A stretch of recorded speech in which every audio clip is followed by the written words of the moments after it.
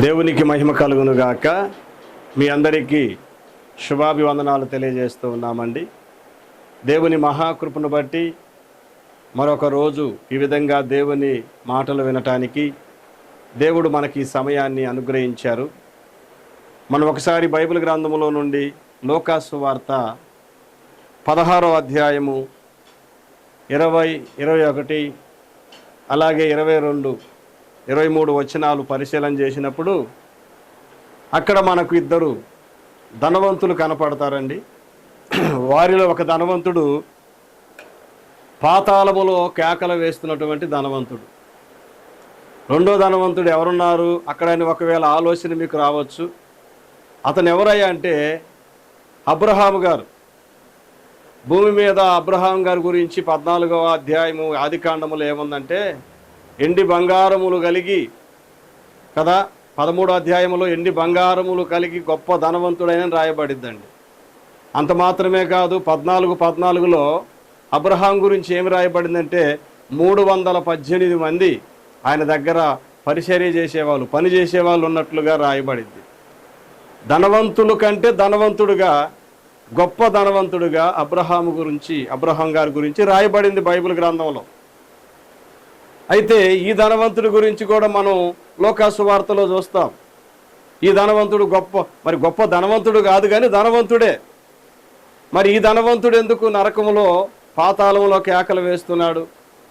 ఆ ధనవంతుడు ఎందుకు మరి పరదేశులో ప్రధానమైన స్థలములో ఉన్నాడు అనే విషయాన్ని ఈరోజు మనం దేవుని వాక్యంలో నుంచి తెలుసుకుంటా ఉన్నాం కదా. ఈ ధనవంతుడు ఎందుకు పాతాళములో కేకలు వేస్తూ ఉన్నాడంటే, ఈ ధనవంతుని వాకిటి దగ్గర ఒక ఆకలితో బాధపడుతూ తినటానికి ఏమైనా దొరికిద్దేమోనని వాకిటి దగ్గర పడి ఉన్నట్లుగా లూకాసు వార్త 16వ అధ్యాయము 20వ వచనంలో రాయబడింది. వాకిటి దగ్గర కనిపెట్టుకొని ఉన్నాడు. అతను తిన్న తర్వాత మిగిలిన ముక్కలు తీసుకొచ్చి పెడితే తినాలని. కానీ అతను ఏ స్థలములో ఉంచాడు ఈ ఆకలితో వచ్చిన వ్యక్తిని అంటే కుక్కలుండే స్థలములో. అంటే ఒక మనిషికి ఇవ్వవలసిన విలువ అతను ఇవ్వలేదు. కుక్కలుండే స్థలములో అతను మిగిలిపోయినటువంటి ఆహారం నాలాంటి మనిషే కదా అని తన పక్కన బల్లా మీద కూర్చోబెట్టుకొని పెట్టకపోయినా పర్వాలేదు, ఆ పంచలోనో లేకపోతే ఎక్కడో గోడ పక్కనో కూర్చోబెట్టి మిగిలిపోయిన ఆహారం పెట్టవలసినటువంటి మనిషిగా, పక్కనున్న మనిషిని ప్రేమించవలసినటువంటి బాధ్యత అతని పైన ఉన్నప్పటికీ ఆ వ్యక్తిని కుక్కలతో సమానంగా చూశాడండి. కానీ అబ్రహాం గారు అయితే అలా కాదు. తన ఇంటి దాసుడు, మొట్టమొదటి జీతగాడిని అన్నాడు, నా కుమారుడు లేకపోయినా పర్వాలేదు, ఇంటిలో పనిచేసేవాడిని కుమారుడుగా ప్రేమించాడు. అర్థమవుతుందా? ఒక ధనవంతుడు పాతాళంలో ఎందుకు కేకలేస్తున్నాడో, మరి అబ్రహాం గారు పరదేశంలో ప్రధానమైన స్థలంలో ఎందుకున్నాడు అంటే అబ్రహాము గారు దేవుని వాక్యాన్ని ఖచ్చితంగా పాటించాడు, దేవుని మాటకు లోబడ్డాడు. గమనించండి, ధనం ఉండటం తప్పు కాదండి.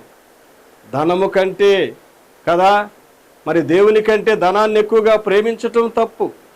ఒక మనిషిని మనిషిగా చూడకపోవటం పొరపాటు అండి. అబ్రహాం గారు 300 కుటుంబాలను, 318 కుటుంబాలను పోషిస్తూ ఉన్నాడు. వారికి కావలసిన అవసరాలు తీరుస్తూ ఉన్నాడు. కానీ ఒక్క వ్యక్తి ఆకలితో వచ్చి వాకిటి దగ్గర పడి ఉంటే కనీసం మిగిలిన ముక్కలన్న పక్కన కూర్చోబెట్టి పెట్టలేనటువంటి పరిస్థితుల్లో ఈ ధనవంతుడు ఉన్నాడు. తన గురించి, తన పిల్లల గురించి మరి ఆలోచిస్తూ తన చుట్టూ గీత గీసుకొని తను మాత్రమే బాగుండాలి, పక్కనున్న వారు ఎవరేమైపోయినా పర్వాలేదనేటువంటి మనస్సు కలిగినటువంటి వ్యక్తి కనుక ఆ వ్యక్తి మరణించిన తర్వాత కదా, ఎవరైతే వాకిటి దగ్గర కుక్కలతో పాటు ఉంచాడో ఆ వ్యక్తితోనే అవసరం వచ్చింది. ఆ వ్యక్తి వేలు నీళ్ళల్లో ముంచి తన యొక్క నేలకు మీద వేయమని కోరుకునే దౌర్భాగ్య పరిస్థితి వచ్చింది. కాబట్టి ఈ రోజున ఈ వాక్యం ద్వారా మనకు దేవుడు ఏమి నేర్పిస్తున్నాడయ్యా అంటే, నీవు ఈ స్థాయిలో ఉండటానికి కారణం దేవుడు. కాబట్టి నీ చుట్టూ ఉన్న వారిని నువ్వు మనుషులుగా గౌరవించవలసిన అవసరం ఎంతైనా ఉంది.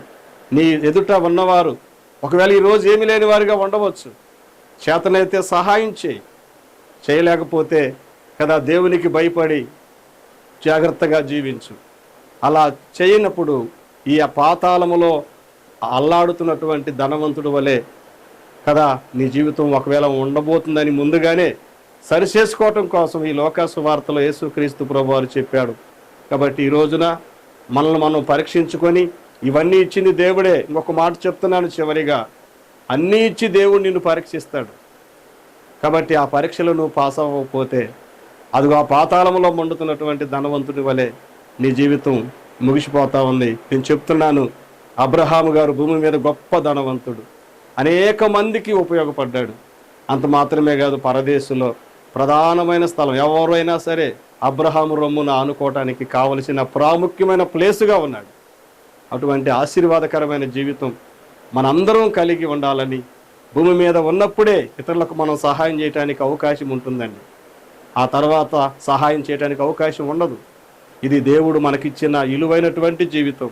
ఈ జీవితం అనేకుల కొరకు మనం ఆశీర్వాదకరంగా ఉంచటానికి దేవుడు మనల్ని ఏర్పాటు చేసుకున్నాడు. అటువంటి జీవితం నీవు నేను కలిగి జీవించుదుముగాక. ఆమేన్. తండ్రి నీ వందనాలు. చెప్పబడిన ఈ వాక్యం అనేకుల హృదయాలలో నీరు కట్టి ఫలింపు చేయండి. ఆ విధమైనటువంటి జీవితం అనుగ్రహించి కుటుంబానికి, సమాజానికి, దేశానికి, మీ నామానికి మహిమకరముగా ఉంచమని యేసు నామమున అడుగుచున్నాము తండ్రి. ఆమేన్.